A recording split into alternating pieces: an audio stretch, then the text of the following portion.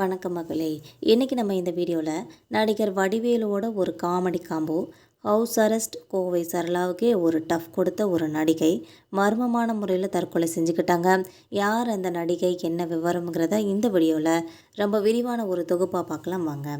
சில நடிகர்கள்லாம் திரைத்துறையில் உச்சத்தை தொட வேண்டியவர்கள்னு சொல்லி ரசிகர்கள்லாம் எதிர்பார்த்துட்டு இருப்பாங்க. அதுக்கு காரணம் அவங்களோட நடிப்பு திறமையும் தான். அப்படி திறமை கொண்ட சில பேர் எடுக்கிற ஒரு சின்ன சின்ன தவறான முடிவுகளாலும் சூழ்நிலைகளாலும் அவங்களோட சினிமா வாழ்க்கை முடிஞ்சு போயிடுதுன்னே சொல்லலாம்.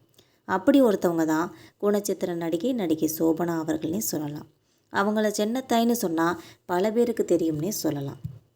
லொல்லு சபாவில் தொடங்கி சில்லுன்னு ஒரு காதல் படத்தில் செல்லத்தாய் என்ற கதாபாத்திரத்தில் காமெடி கதாபாத்திரத்தில் தனக்கென ஒரு தனி இடம் பிடிச்சவங்க தான் சோபனா அவர்கள். இதுக்கப்புறமா கோவை பிரதர்ஸ், நகரம்னு சொல்லி சில படங்களில் நடிச்சிருப்பாங்க. தமிழ் சினிமாவில் அடுத்த கோவை சரளாவாக வருவாங்கன்னு சொல்லி எதிர்பார்க்கப்பட்டவங்க திடீரென தற்கொலை செஞ்சு கொண்டது ரசிகர்களுக்கு ஒரு பேர் அதிர்ச்சியாக இருந்துச்சுன்னே சொல்லலாம். இது தொடர்பாக அவங்களோட சகோதரி ஆனந்தி அவர்கள் அண்மையில் சில விஷயங்களை பகிர்ந்துக்கிட்டாங்க. அதை பற்றி பார்க்கலாம் வாங்க.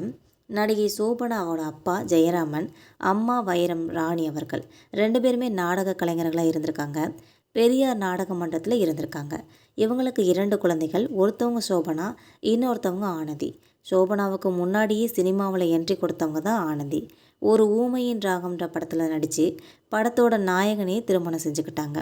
சினிமாவில் சாதிக்கணும்னு நினச்சவங்க திருமணத்துக்கு அப்புறமா ஒதுங்கியே இருந்திருக்காங்க. ஆனால் வாழ்க்கை நிறைய முரண்களால் உருவானதுன்னே சொல்லலாம்.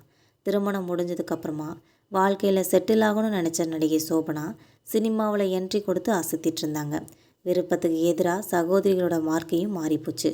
கரகாட்டக்காரன் வாய்ப்பு ஆனந்திக்கு தான் வந்ததாக சொல்லப்படுது. சில காரணங்களால் அது மிஸ் ஆகி போயிடுச்சுன்னு சொல்கிறாங்க. நடிகை சோபனா சின்னத்திரையின் மூலமாக திருப்பி ரீஎன்ட்ரி கொடுத்துருக்காங்க. லொல்லு சபான்ற பல நிகழ்ச்சிகளையும் கலந்துக்கிட்டாங்க. யோகி பாபு முக்கியமான நடிகராக வருவாங்கன்னு சொல்லி அன்னைக்கே கடித்தவர் தான் நடிகை சோபனா அவர்களே சொல்லலாம். ஒரு கட்டத்தில் வெள்ளித்திரை வாய்ப்புகள்லாம் இவங்களை தேடி வர ஆரம்பிச்சிருக்கு. காஞ்சனா 2 படத்தில் கோவை சரளாவோட நடிக்க இருந்தவங்க நடிகை சோபனா அவர்கள். ஆனால் அப்போது அவங்களுக்கு உடல்நிலை சரியில்லாததால் நடிக்காமல் போயிட்டாங்க. வடிவேலு சார் ஆர்டிஸ்ட்ன்ற ஒரு பெயர் வந்துச்சு.